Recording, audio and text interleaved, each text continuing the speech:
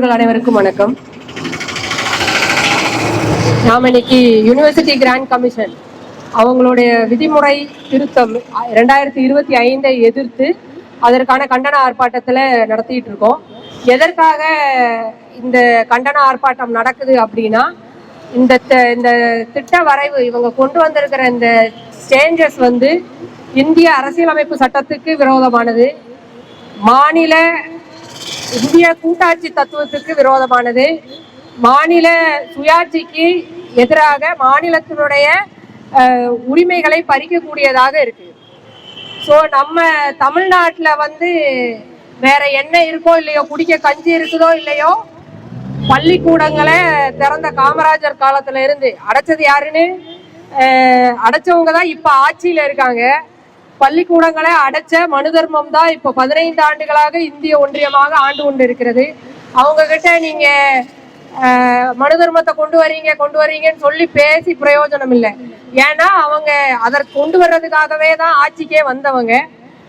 So நமக்கு பாதுகாப்பாக இருக்கக்கூடிய அம்பேத்கரின் அரசியலமைப்பு சட்டத்தை உயர்த்தி பிடிப்பதன் மூலமாக, நம்முடைய மாநில உரிமைகளை உயர்த்தி பிடிப்பதன் மூலமாக மட்டுமே நம்மால இந்த மாதிரியான பிற்போக்கான, நம்மை கல்வியில் பின்னோக்கி இழுக்கக்கூடிய சக்திகளிடமிருந்து நம்மை மீட்க முடியும், நம்முடைய மாணவர்களை மீட்க முடியும்.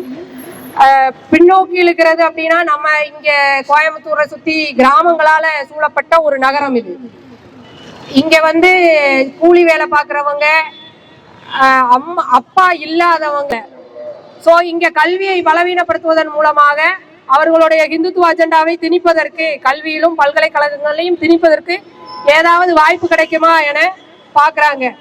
இந்த யூஜிசி இருக்குது இல்லையா, இது இதோட தலைவரா இப்ப இருக்கிறவரு, அவரோட பேக்ரவுண்ட் பார்த்தோம்னா தெரியும். அவரு ஜேஎன்யூல வேலை பார்த்திருக்கிறாரு, ஜேஎன்யூல இயக்குனரா இருந்திருக்கிறாரு. அங்க ஏபிவிபி மாணவர் அமைப்புகளோடு சேர்ந்த முயற்சியை இந்த ஸ்கீம் இந்த கமிஷன் பரிந்துரை பண்றாங்க.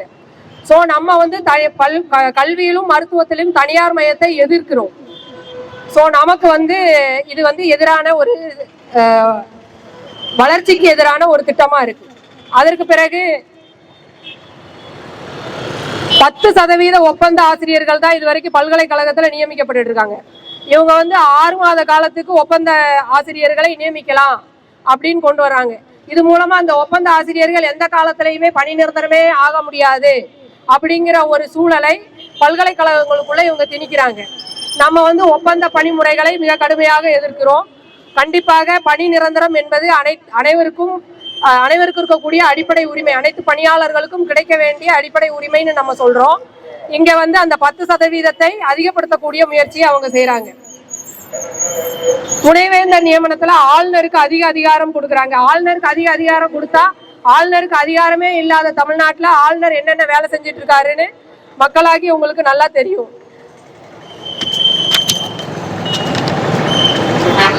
இந்த ஸ்கீம்ல இவங்க பரிந்துரை பண்றதுக்கு பரிந்துரை பண்றதுக்கு மட்டும்தான் இவங்களுக்கு அதிகாரம் இருக்கே தவிர, இதை கண்டிப்பாக மாநிலங்கள் பின்பற்ற வேண்டும் அப்படின்னு சொல்றதுக்கு எந்த அதிகாரமும் இவர்களுக்கு இல்லை.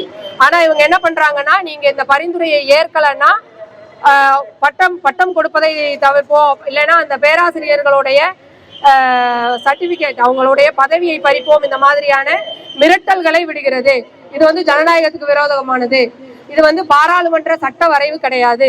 அதனால இதை எதிர்க்க மாநிலங்களுக்கு அடிப்படை உரிமை இருக்குது.